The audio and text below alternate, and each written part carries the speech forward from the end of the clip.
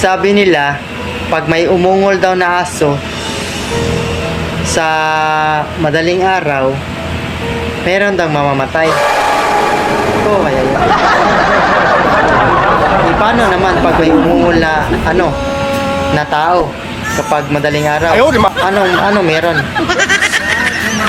Sige nga, paki-comment nga sa comment section.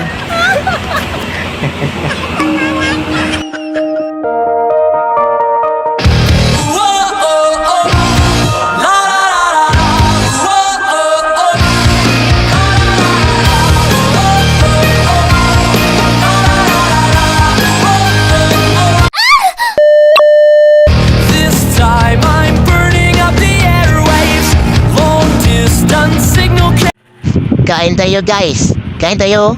Ano kaya ang tawag nito? Pakit? Parang toasted to. Masarap to.